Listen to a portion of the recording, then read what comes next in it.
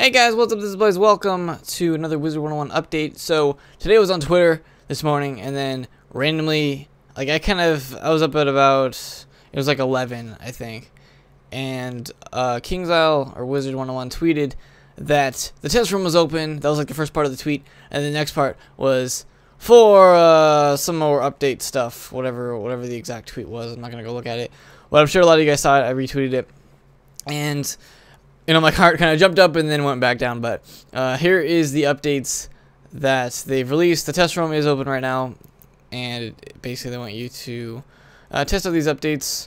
So I'm not sure how long it's going to take. Probably, I would hope, here's what I would hope. I would hope they would update these, take about a week to, you know, get all this stuff done. Then the next week after that, which would be, what, like the 1st of March, or the first week of March, then, you know, they decide to release part 2. So, I mean, I'm pretty much hoping that they don't take too long with these updates. But anyway, here they are. The first part, it says, it's just telling everyone in, you know, really bold and highlighted print that this is not part 2 yet. And it says that, I guess they call it K2. So KR, I guess I call it KR part 2. I don't know. KR2. K2 is still coming along and is slated for early 2014. So this update is to help prepare for that larger world expansion by introducing Team Up and Dungeon Recall, as well as helping out Fire Wizards. So really the main updates are this new feature. 2 of the features are dungeon features. Team Up is a dungeon feature, and then Dungeon Recall. And the other thing is they buffed the Fire School early level. So I think they should have buffed Fire a little more, but we'll get into that once we get down on the update list. So first one up is Team Up. Our players have been asking for this for quite a while, and we're excited to announce Team Up, the new Team Up feature. So basically what this is you go up to a sigil, and there will be a little thing that you can click. Instead of hitting X, you would hit Team Up, and it would randomly find other people. I think 4 people.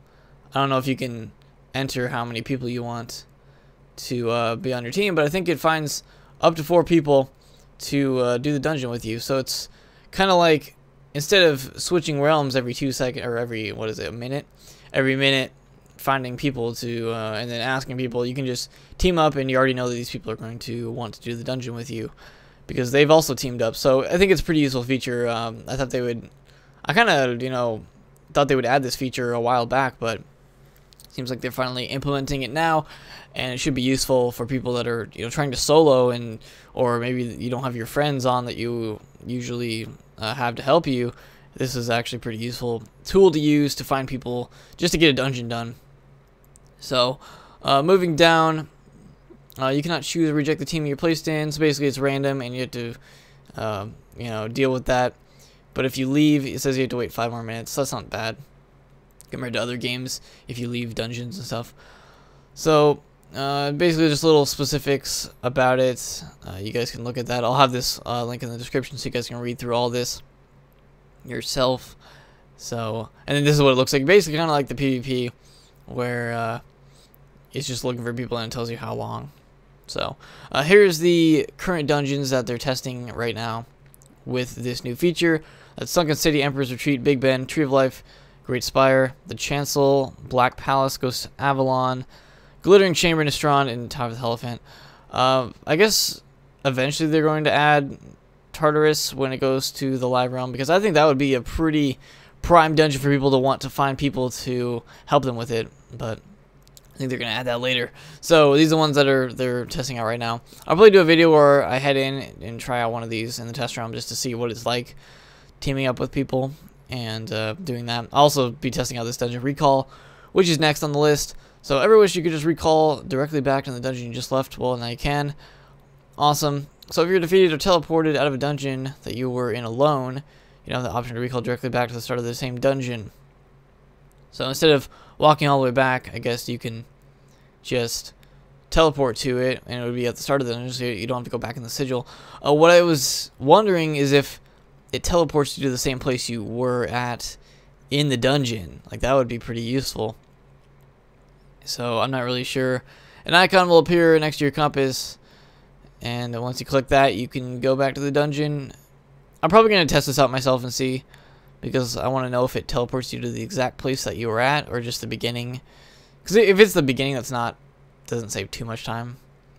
Like in Tartarus, if you're at Hades and you want to like flee and come back, that's going to take a long time running through that entire dungeon. So if it teleported you to the exact place, that would be really useful. But I'm not really sure. I'll probably be testing that out a little later. This is what it looks like if you're already in the dungeon. You can hit resume, I guess, and it just goes straight into the dungeon that you were already in. Instead of like in the past, you would have to hope that no one else joined you on the sigil and go in solo in the same realm to be able to go back. So this is a feature that they should have added a while back, I think. So and there's also a close last dungeon to make sure that you know that you're closing a dungeon if you leave it or you start a new one. So those are the two dungeon updates. I think they're pretty useful. I'll be checking them out in the test realm later this week. So the other thing that they decided to update was the fire school. Honestly, yeah, I think fire did need a buff, but I don't know if this kind of was enough, because looking at the original health and the new health, they've only updated it like 10 max, I think, on some of these for each level. They've only updated the health by like 10. And then at 16 it doesn't even matter, it's the same. So, and then at 15 they only up it by 1 health, so I don't really think this is that much of a buff. They did buff the fire elf by 50 on the initial hit, so I guess that's kind of useful, but I don't know. I think they should buff fire in the later game too, in the higher levels as well, but this is what they decided to do for now. Up to level 15 they pretty much buffed it just a bit, so I don't know. If you're a fire wizard, do you think this actually helps? Do you even use fire elf? I seriously doubt it. I mean, with colossal I guess this would be a little better, but I don't know. I guess it's a pretty good 2-pip attack. At least now it's a little better. But there's that. I think they should have updated a little of the higher level spells for fire.